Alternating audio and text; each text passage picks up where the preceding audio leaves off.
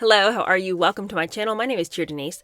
Today we're going to have another story time. Today's story time is about two scientists who are going to be some stand-in examples for a phenomenon that we've seen occurring over the last 175 to 200 years. And that is, if you look at the technological advances we've had in the last 175 to 200 years, we are living in an age that is so vastly different from any age that people were living in before 1850. It's almost staggering to believe that we are the same people group, we are on the same planet as somebody who was living in, say, 1700. It is just an incredibly strange world that we are now existing in, and inventions and technology are moving at such a rapid pace that it feels like we are an unstoppable race. As we stand on the verge of an AI revolution, and it is coming, and we have all of these ex-scientists who worked on AI, or even people who are currently working on AI, sounding the alarm bells telling you this is a technology that we are losing control of. It begs the question, what happened? How did we get to the place that we're at right now? And why has so much changed? And why are there so many revelations and revolutions in technology? And why is there so much progress all of a sudden? What did we tap into? In today's episode, we're going to talk about two scientists, Nikola Tesla and Jack Parsons. Nikola Tesla is credited with all sorts of incredible inventions. His mind was unbelievable, but he was also a bit of a madman. This is a person who fell in love, deeply in love, with a white pigeon, and though he never married, he deeply loved this pigeon. And this is a person who only slept for 20 minutes at a time, and after he was in this sort of hallucinogenic state, would then use that state of mind to write down inventions and ideas that had come to him from another entity while he was falling asleep. We're also going to be talking about Jack Parsons. Jack Parsons is considered one of the fathers of American rocketry, but he was also deeply entrenched in black magic. He was in personal communication closely with Aleister Crowley, and though Aleister Crowley later denounced Jack Parsons for a number of very interesting reasons, Jack Parsons absolutely called on occult practices and ritual magic in order for him to have breakthroughs scientifically.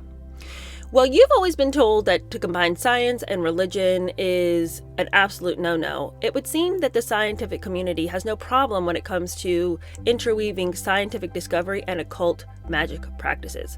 And so today I would like to put forth to you that the robust number of discoveries that we've suddenly have, the cataclysmic progression of scientific thought, is because we are dealing with scientists who are trying to open doors and portals into other realms of understanding and other spiritual knowledge.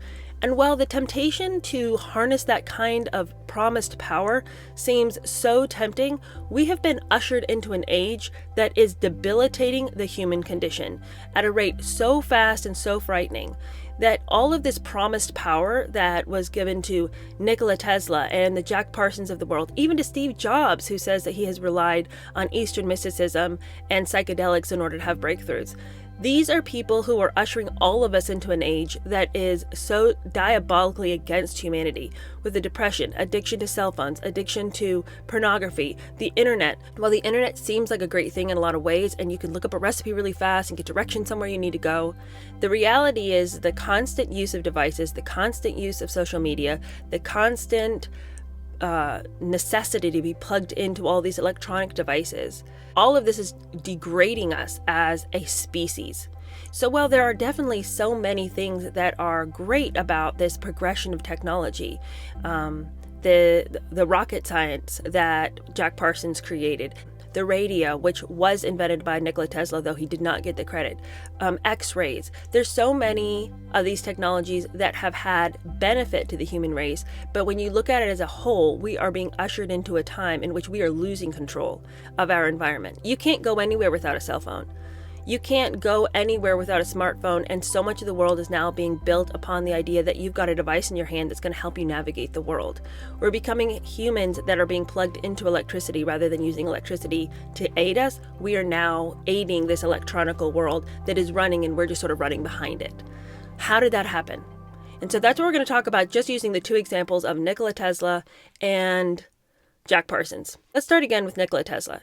Well, much of his life is extremely strange and odd, and we don't know as much about what he was personally practicing, although there are various records of him staying up late into the night to do certain rituals. We don't know a lot about the formal practices, but we do know from a lot of what he shared that he was very interested in numerology, very obsessed with different frequencies, and definitely believed that doing certain rituals would produce certain effects.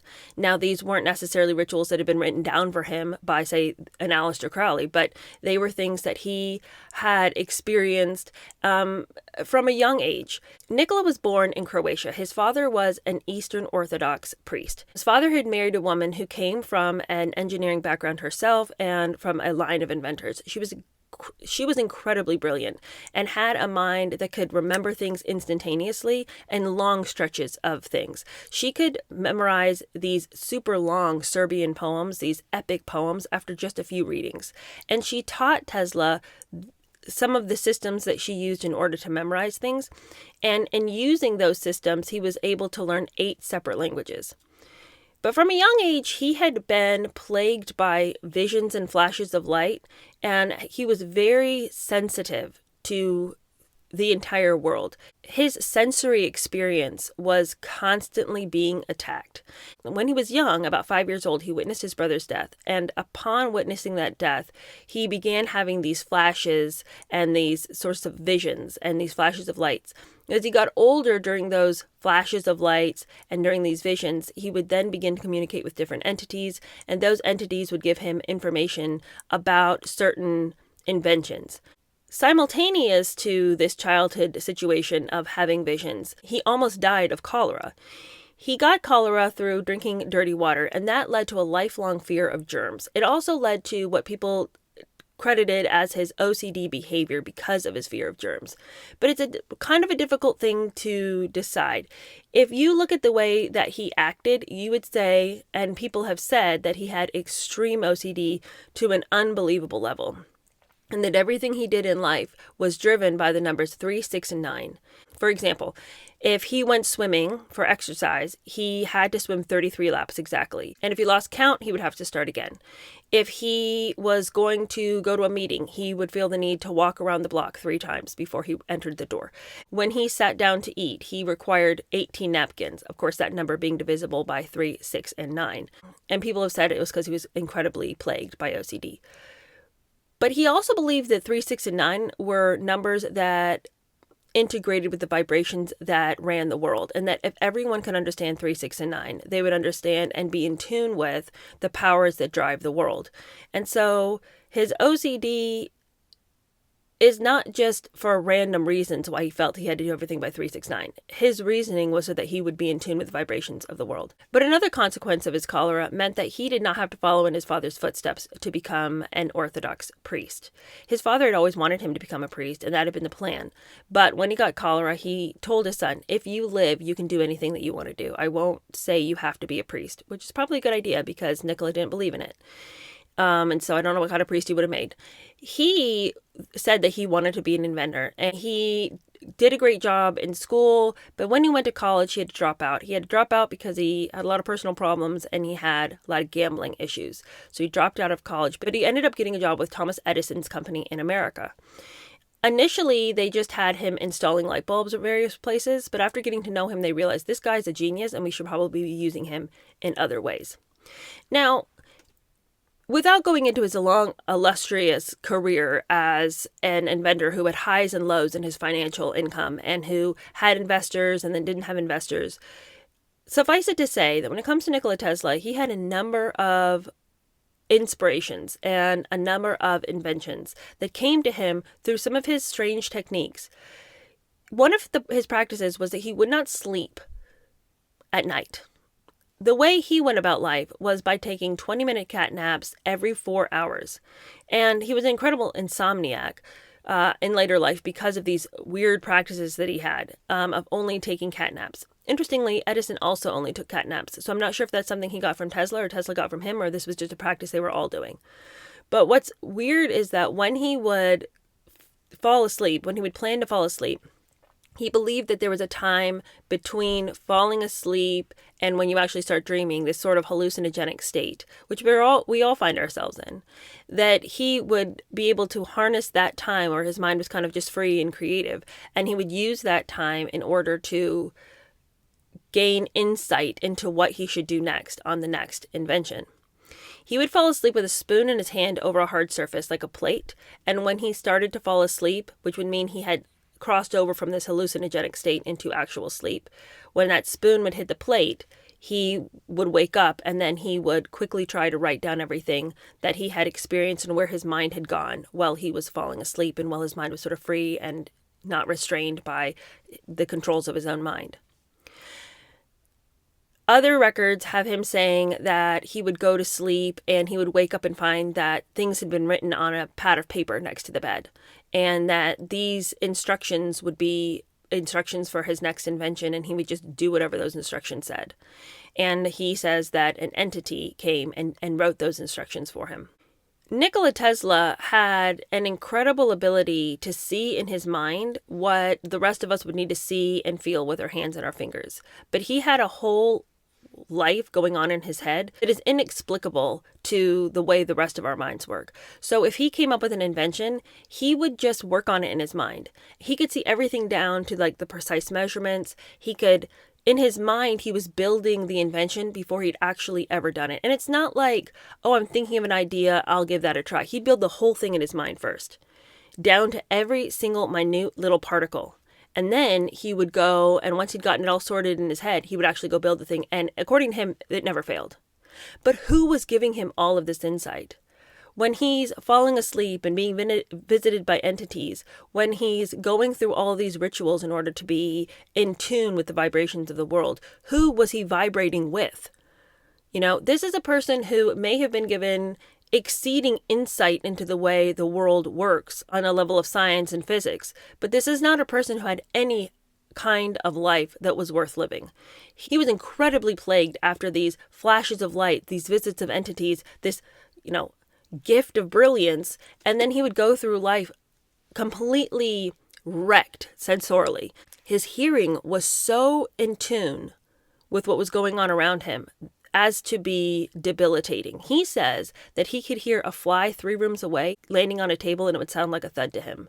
He could hear things from miles and miles away. Thunder 550 miles away, he says he could hear.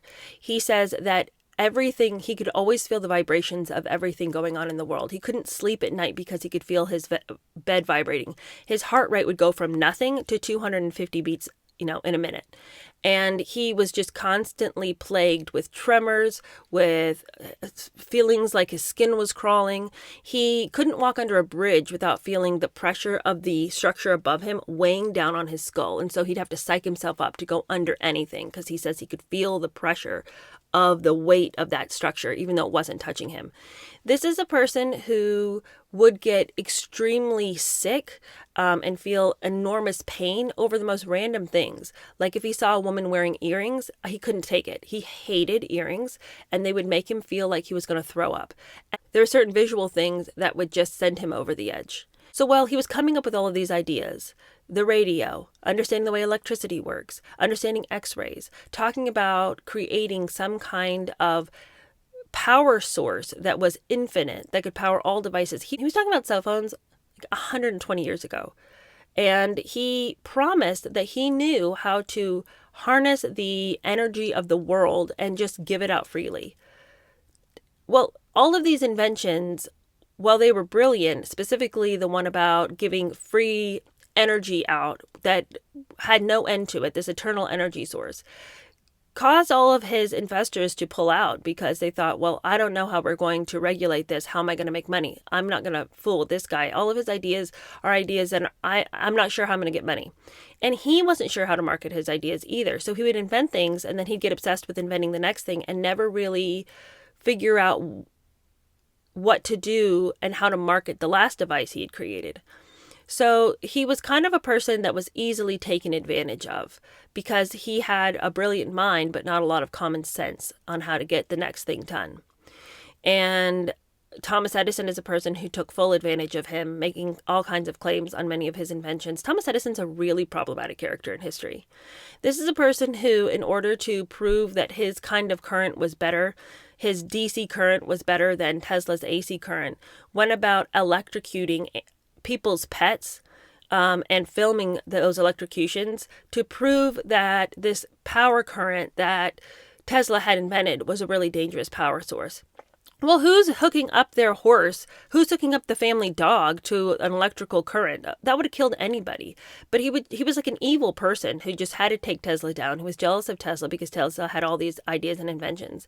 And Thomas Edison was a businessman. He didn't have the brilliance that Tesla had.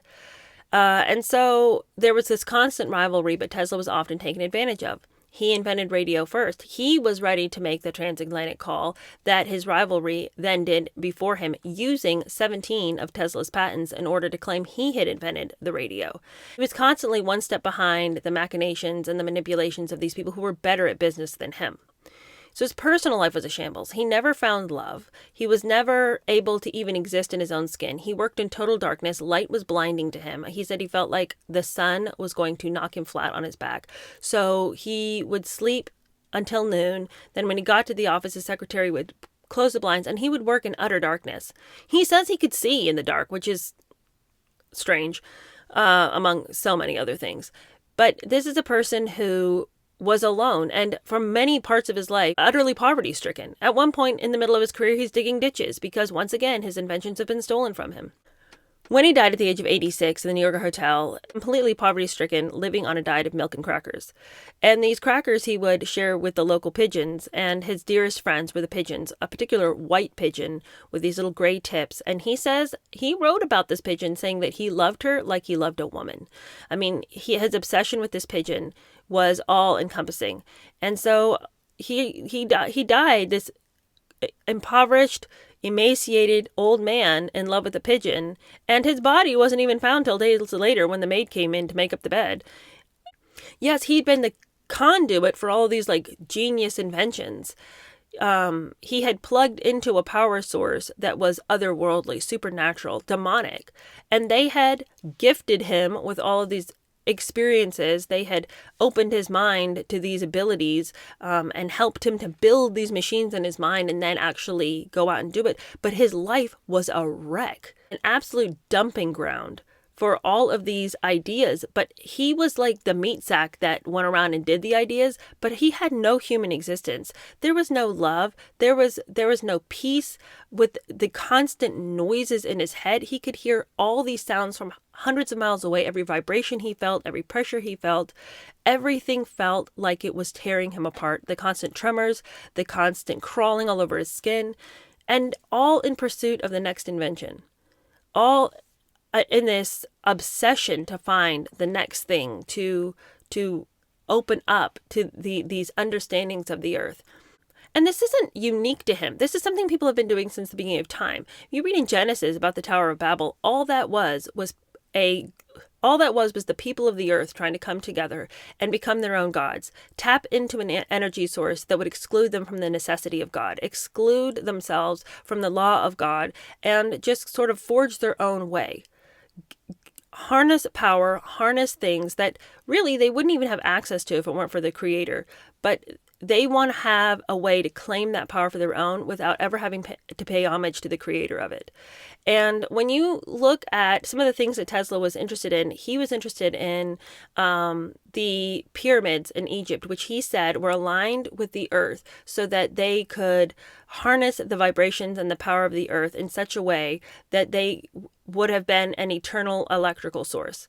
And new science has been discovered, I guess it's new science, it's like 2 years old, where they have found structures under the pyramids that would suggest the same thing, that these weren't tombs, but rather they were power generators. And Tesla's been talking about that since, 100 years ago.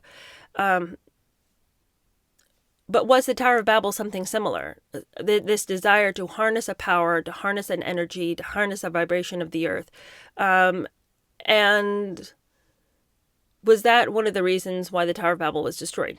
I don't know, but there's lots of versions of the Tower of Babel even now.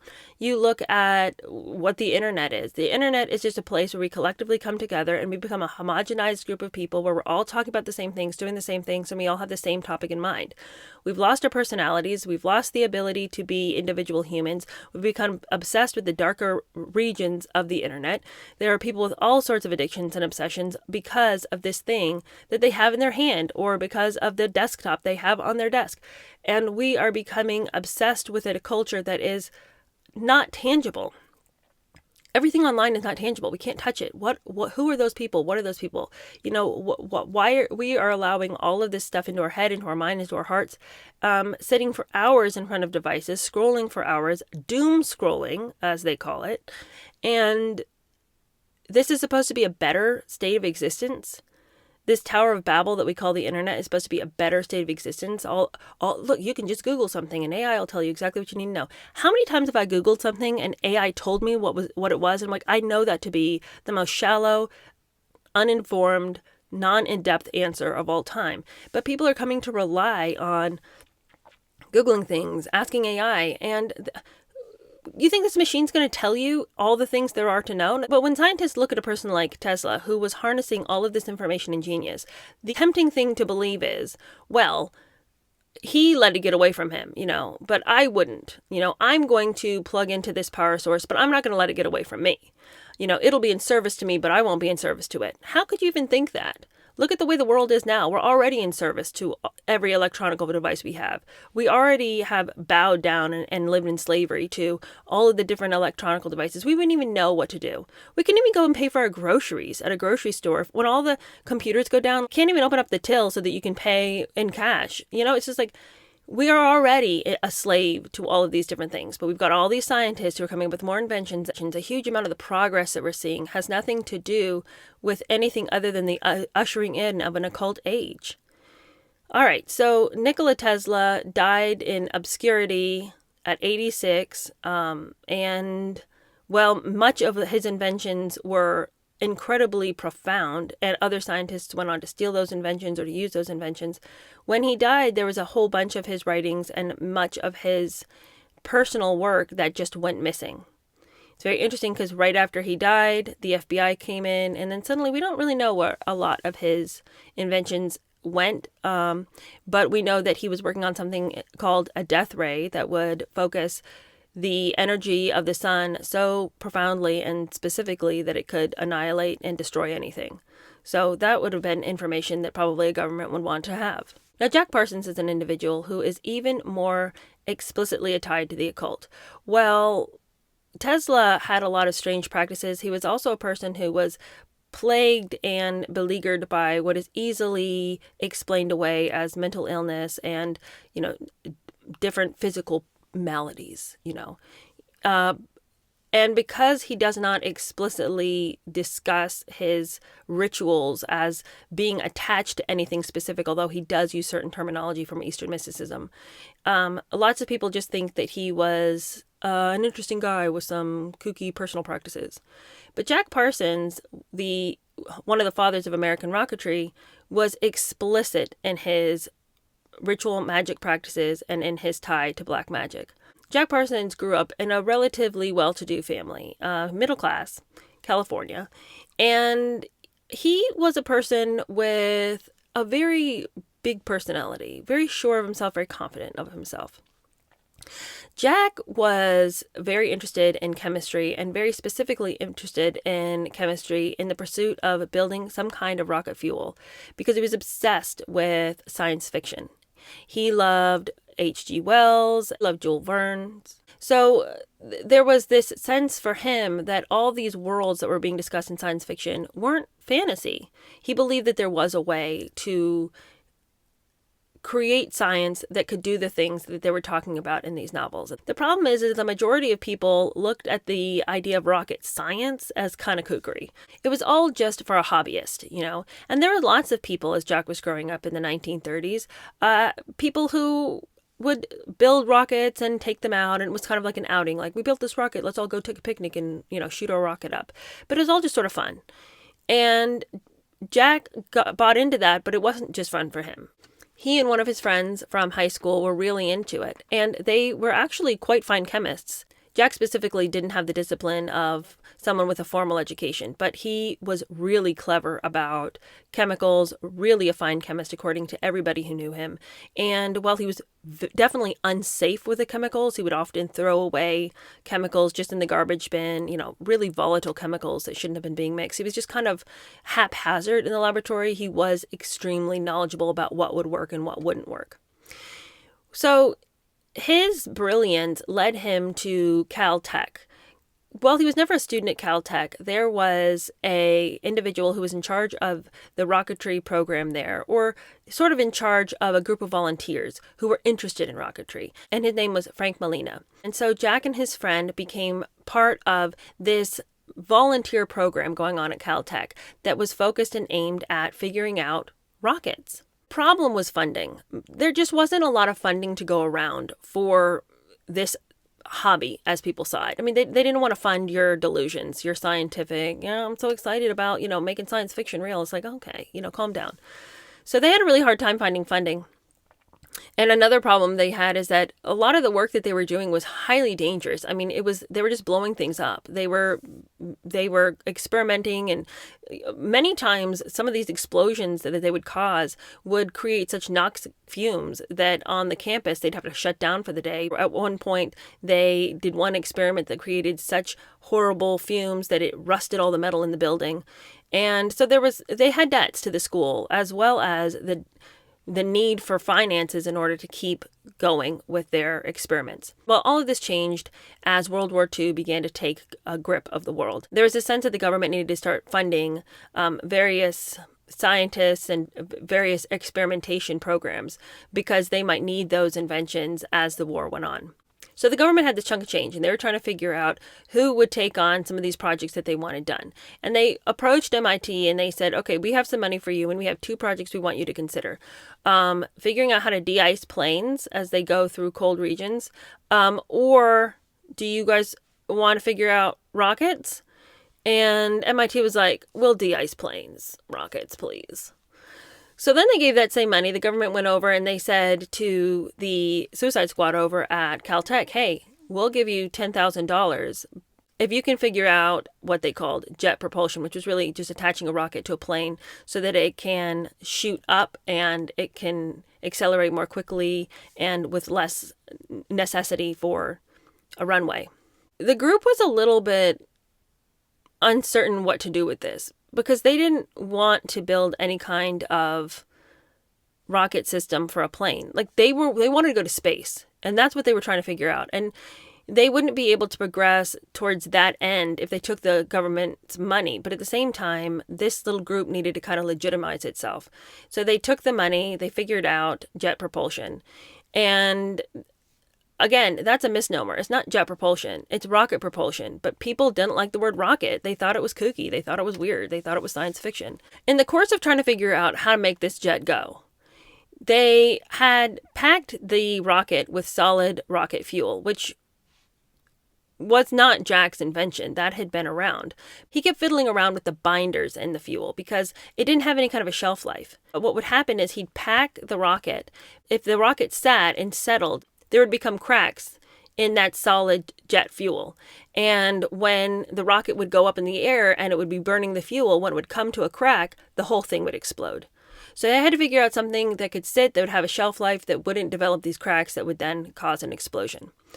And it's not immediately clear how he came to this discovery that he had, because he decided to add asphalt to the rocket, and then that would work as a binder. And some people said he saw people roofing, and that's what gave him the idea. But other people say that Jack was leaning on his spirit guides to inform him about what needed to be done in order to make this rocket work. Because Jack was involved in a very weird black magic cult.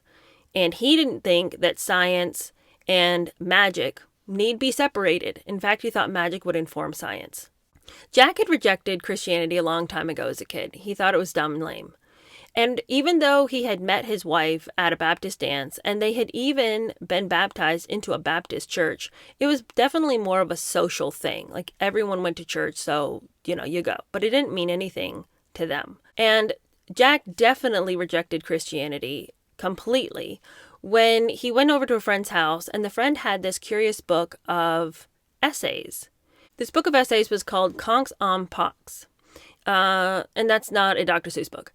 And the essays were intriguing to Jack. And as he read it, he claims that these set of essays were like water to a thirsty man. Like he just had to get more and more of what this person was talking about. This person who wrote the book was Aleister Crowley. And Jack became obsessed with him and with his writings. Now, Aleister Crowley had created this thing called the Gnostic Mass. Now, this Gnostic Mass is just diabolical and satanic to its very core. And it does the same thing that so many of these occult practices do. They take something that's holy and then they twist it for their own ends. And it's all just so pathetic to me that, the devil can't ever come up with any of his own schemes or plans. It's like he's always just ripping God off. But anyway, the Gnostic Mass is this ridiculous ceremony in which there's robes worn and the priest is wearing some kind of headdress that looks like Egyptian. He's coming out of a coffin. And then he's, they're doing all these rites and they're saying all these things. And, they have a creed that they say that mimics the Nicene Creed and they're taking the Eucharist. But, that's about where it ends as far as how is it similar to an actual mass. Because in the middle of one of these masses, these Gnostic masses, folks are getting naked. There's all kinds of sexual innuendo throughout the whole thing. And then, by the middle of the ceremony, there's a woman who's stark naked in the middle of the scenario. And then at the end, when you're taking the quote unquote communion, you're not asked to just take a sip from the glass. You're supposed to drink a whole goblet or whatever this mess is they're drinking. And then the wafer that you eat is baked with blood. What kind of blood, might you ask? Oh, just menstrual blood. I mean, it's so dark, so twisted, and so demonic. But Jack jumped in on this, even though he writes that much of it grossed him out and he felt repulsed by what he was seeing. And yet, the sense that this was tapping into some kind of ancient knowledge, because that's what these services claim to do. They were helping you tap into an ancient knowledge. He was more compelled by that than by his gut instinct to run and to take his wife away. But no, Jack got more and more involved, and he became obsessed with this group. This group was called the Ordo Templi Orientis, OTO. Is what we'll call it. And they worshipped this goddess Thelema. And so they called themselves Thelemites. And all of these people were following all these writings of Aleister Crowley. This OTO that he was involved with was ruled and reigned by one infamous statement. And the infamous statement was, the whole of the law is to do what thou wilt. And the teachings of this can be explained in that you're really allowed to do whatever you want, because what you need to do as long as you're here on earth is to figure out what it is you want. What is your will compelling you to do? And within the desire to find your will, there's really nothing wrong you can do. Now, they'll try to explain it away as saying, oh, that doesn't mean you can kill anybody. But I'm trying to figure out which passage in their book says you can't, because everything in this book of the law that Aleister Crowley wrote was all about doing what you need to do. But there was also this sense that while you were supposed to be in complete pursuit of your will, there's a twist to it because you are constantly being asked to control yourself with extreme measures. Through the control of your physical body, you might understand your spiritual will. And Aleister Crowley had set up this whole school where you were given this mentor, you and this individual mentor would work together in order for you to learn how to control your physical body so that you might then attain these higher understandings of your quote unquote will and become connected to the spiritual realm. And there are strange, weird rituals in which you would be asked to decide upon, say, like a word like or the, and you weren't allowed to say that word at all. And then for a week. And every time you said that common word, you then needed to punish yourself because you were not in control of your physical body. And if you weren't in control of your physical body, how were you supposed to come up with your spiritual will? So then you were compelled to cut yourself for every time you made a mistake. And then you would document how many times you had to cut yourself, and you would send this documentation to your mentor who was supposed to be guiding you through this spiritual enlightenment. And they would decide if you had understood enough by counting up how many times you had to cut yourself, if you were getting closer to controlling your physical body or not. There were all these tests that you had to take in order to attain these upper echelons of understanding, according to Aleister Crowley. But Jack was obsessed with these rituals. He was obsessed with doing magic. And he was obsessed with that to the same degree that he was obsessed with rocketry. Now, Jack was becoming more and more well-known to the greater public. When he was only 23 years old, he had been asked to testify at this car bombing trial. And in the car bombing trial, he had remade the bomb in question and explained to everybody how it happened. And people thought he was a very good-looking young man, and he expressed himself well, and look, he knows all about this. And so he sort of was catapulted as this young, intelligent little genius who really understood things. And so his name and identity and people's association with him as this articulate, interesting, intelligent young man who had testified in that court case sort of helped the Suicide Squad along. And so his personal life was going really well. After they figured out the whole jet propulsion thing, then they got more work from the government, because now the government really wanted them to focus in on rockets and really wanted them to focus on technology and weapons that could be used against the Nazis. At a specific high in his career, when he had tons of money and he was doing really well. Now, Jack's career had lots of highs and lows, but at the height of his career, when he was really raking it in, he bought a mansion. He entitled this mansion The Parsonage, and big things had begun happening for him in his occult world, because when he first started going to the group meetings at the West Hollywood attic, there was a guy who was the head priest, and he was kind of in charge of these little local gatherings of the OTO. But all of that was about to change. Nobody liked that guy. They felt like he was kind of a weirdo. All the women were kind of grossed out by him and thought he was weird. And Aleister Crowley didn't really like him either. Aleister Crowley felt that this guy was claiming that he'd attained levels that he hadn't actually earned, and was looking for a reason to oust him and a different person to put in charge. Well, Jack Parsons was his person. So he ousted that guy, said to Jack, I want to put you at the head of my local chapter of OTO. And so Jack came and he bought the house, and he started having the Gnostic Mass at his house. And the neighbors were horrified. Like, they were so horrified by what was clearly just like this communal cultish living, lots of crazy behavior.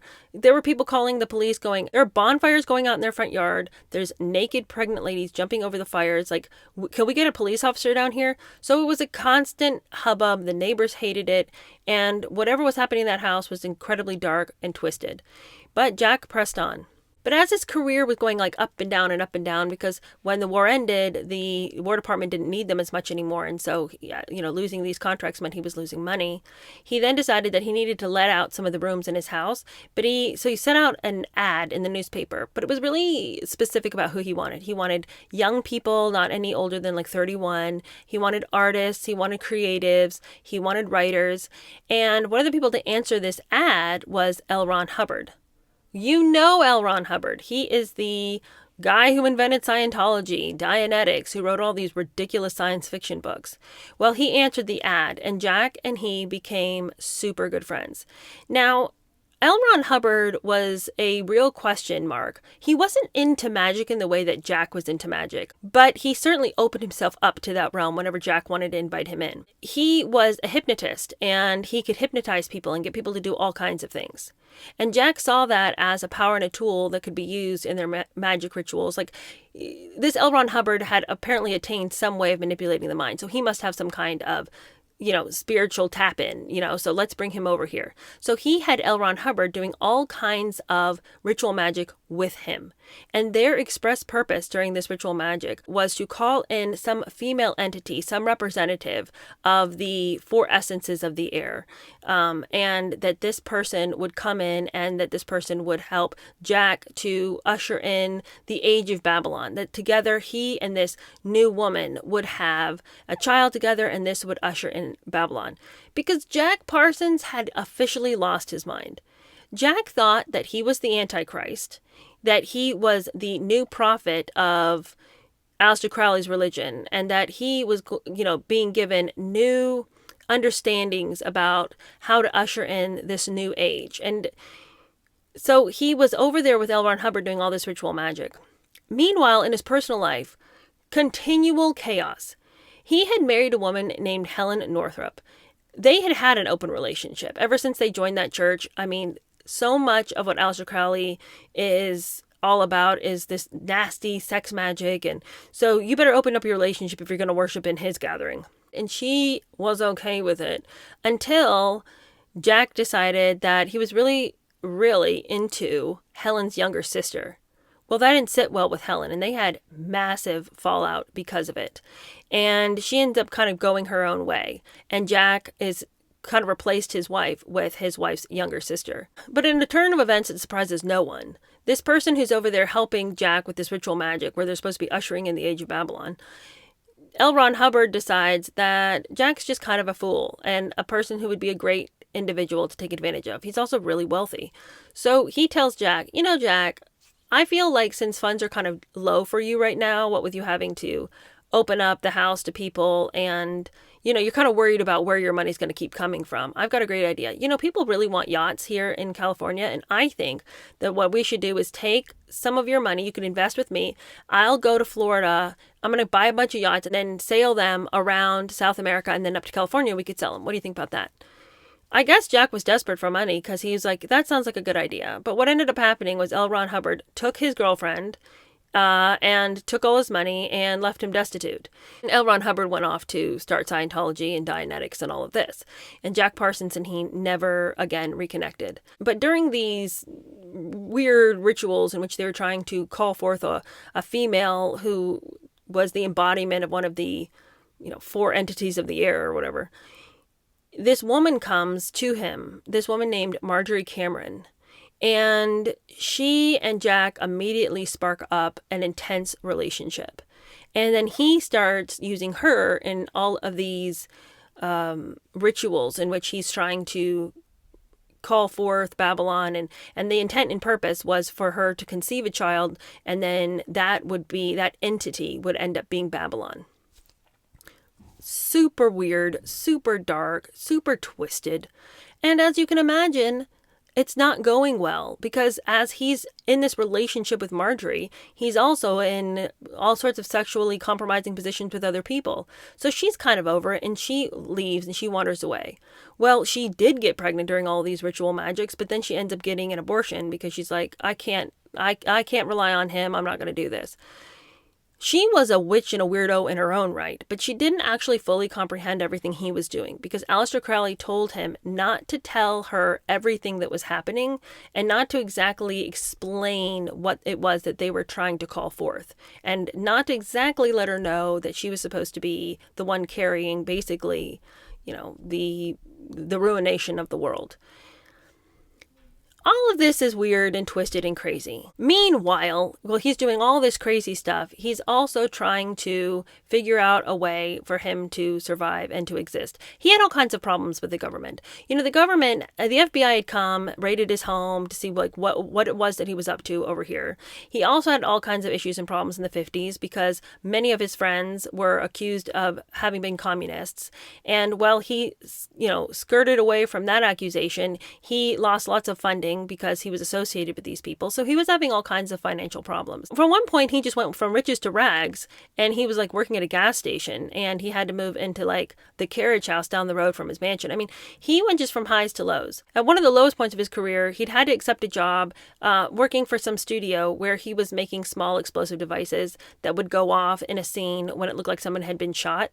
This is a person who was making rockets. This is a person who's working for the American government in the pursuit of weaponry that was going to, eradicate the Nazis. This was a person who had worked on major projects, and now he's been reduced to making these little things that'll explode under somebody's clothes when they are shot in a movie, So it was a real come down for him. But he died in a really strange way. One day he was in his laboratory and he was mixing up the chemicals for some of these same little explosive devices that would go under the clothing of an actor. He was mixing the concoction up in a coffee can dropped the coffee can, and the whole place exploded. The blast was so strong that it blew out the windows of several houses. And when he was discovered by a friend, he was only barely alive. His body was under a wash tub that had fallen over. One of his arms was blown off. His legs were in splinters. The skin had been blown off from his face, so you could see his teeth. I mean, he was, gasping for life and, died. The reports then, and the word has always been, that he was mixing fulminate of mercury, which is so unstable that just the slightest jar can make the whole thing explode. So for him to be mixing it in a coffee can seemed kind of strange. And also, he knew what he was doing. He knew what he was doing with chemicals. He was not an idiot. Even though he hadn't had formal training, everyone says he was a very fine chemist. But he was careless. So there's lots of people who say it was an accident, but then there's other people saying, what was he doing mixing that chemical?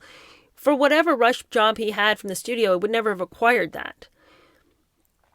Recently, there have been people who have tried to figure out what was going on with his death, and a former FBI explosive expert has recreated the scene and said that what it was dynamite, that the place had been blown up with dynamite, and that the mercury that was found was from all these thermometers that he had in the place. But that doesn't explain why they found the mercury in the can, because that's what they were looking at in the can. So I'm not sure exactly what happened. What we do know is that he had an extraordinary number of enemies. People say that the guy he testified when he was 23 in recreating the car bombing scenario could have had something to do with his death. He obviously had lots of enemies in the government. He had been trying to take a job with Israel at a time when he couldn't get a job with the American government. And so some people think that, he was just this walking mine of secrets, and he knew all sorts of things about the way rockets work, and he was a treasure trove of information. They couldn't let this person with all these secrets to American weaponry go and work for somebody else. So there was no other way to stop him than to just kill him. So that's one argument. But then when you turn to people who are in the occult, they say that he was playing with things that were so demonic and so terrible, and that he had personally been in pursuit of doing this thing called crossing over the abyss, and had gone out into a desert in Mexico for like 40 days in the pursuit of crossing over. People say that he had begun to play with things that were simply beyond his ability to control, and that there were lots of people in other occult realms, Aleister Crowley being one, who really resented Jack Parsons. Aleister Crowley has said, "Oh yeah, I had a lot of great hopes for Jack, but he turned out to be somebody that couldn't be relied upon. He turned out to be a fraud." And Aleister Crowley's belief was such because Jack decided that Aleister Crowley's Book of the Law was incomplete, and he had written the whole last chapter of the Book of the Law with this entity telling him what to write. And he believed that he had successfully ushered in the Age of Babylon. So he was trying to supersede Aleister Crowley. So then there's other people who think Aleister Crowley had something to do with it. Regardless, this is a person whose life was inexplicably horrific. Not just because he was busy doing all sorts of weird rituals and consuming his time with weirdness, but because just on a personal human level, his relationships were a mess. He couldn't keep a job. People really struggled with him because while he did have a skill set, he was sloppy in his work, and he really turned people off because he was constantly trying to bring them into his, organization, this OTO. Part of it is a social organization that is designed by its laws and rules to bring in the culture in, and it is a organization that doesn't say do this stuff in private and in secrecy and don't tell people what you're doing. Part of that organization is to envelop the culture and envelop the society and tell them, come with us. We've got a new way to think. We've got a new way to believe. We've got new ways to experience the world. Come worship with us, and, we're going to really take you on places and into travels and into journeys you have no idea about. And so as he's trying to proselytize to his other rocket scientist friends, they're like, you're a weirdo, right? So he was constantly being pushed away by other people who just thought he is so weird. He lost jobs because of it. He was asked to leave because he was off-putting to people with his obsession.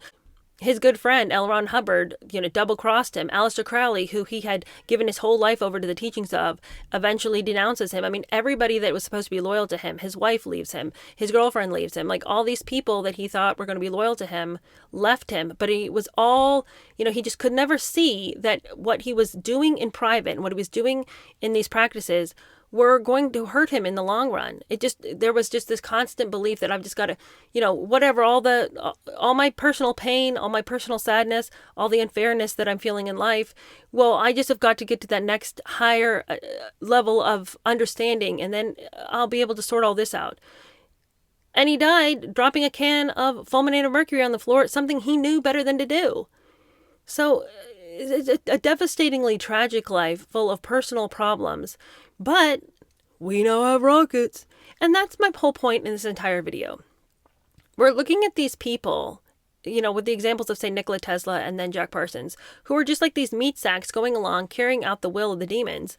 And their lives are sacrificed to this idea. And they have this false sense that, but I have power, I have meaning, I'm bringing out these things. No, you don't.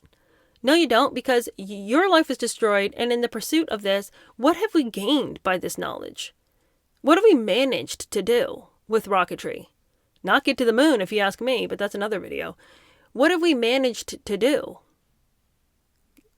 Propel jets faster to kill more people? What have we managed to do with this science? And well, it is convenient and nice to have a radio, and it is nice to have a cell phone, and the internet is a cool thing, and I'm glad I could x-ray this broken bone, although don't get too close to x-rays because then it'll give you radiation. I mean, all these things, it's like, there can be positives. You could look at positives in a lot of ways, but collectively, has this helped us as a society? Are we better off as people? And is all of the progression that we're seeing so rapidly in technology because we have scientists who want to tap into something and gain power for themselves to such an extent they're blinded to the fact that their own lives are falling apart, that they really had nothing to speak of as being a human being, but they gave it all over.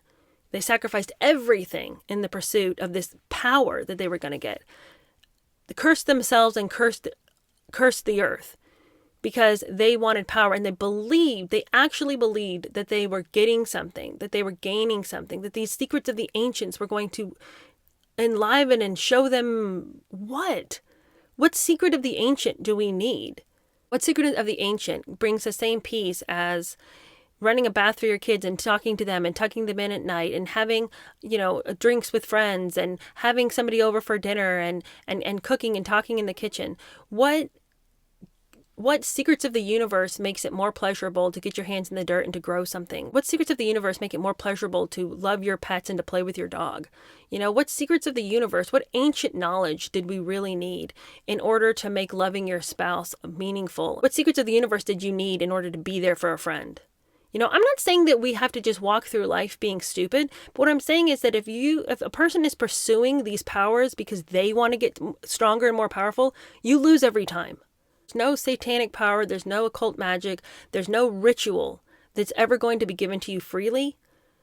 But there is something that's given to you freely that gives you more peace that transcends all understanding. Christ's love is given to you freely. The sacrifice on the cross of Christ coming and sitting in your place, that's given to you freely. The peace that passes all understanding, a peace that the world does not give, is given to you through Christ. All of this necessity to gain, to grapple, to get power, to know the secrets of the universe, what does it gain these people? Did Steve Jobs die happier because, he believed in numerology and Eastern mysticism and was taking shrooms with him and the rest of Silicon Valley in order to, meet the machine elves, in order to progress technology? No. And so I guess what I would just say is that, just look at technology with a great deal of skepticism. Turn your phone off a few times. Choose not to doom scroll. We live in a world that now has all these things, but we can choose not to buy into them all the time. And we can choose not to constantly give these devices and things such control over life. Yes, they're in our life and there are good things. And, I'm really grateful for my GPS because I would get lost all the time without it. But when you have an opportunity to choose being with another human being, be with another human being. When you're sitting on the couch at night with your husband, put your phones down. Engage with each other. If you have an opportunity to do something in person versus doing it online, do it in person. Make human beings your priority and be present. We hear that all the time, be present, be present, be present. But I think there's a spiritual element to why being present and putting aside electronic devices and putting aside your phone and getting off the internet and everything, there is a spiritual element to why you feel more at peace. Thank you guys so much for hanging out with me. I know that was a long episode, but thank you guys. If you got to the end, bravo to you. And I will see you guys later this week for our Friday News Roundup. All right, see you soon. Bye.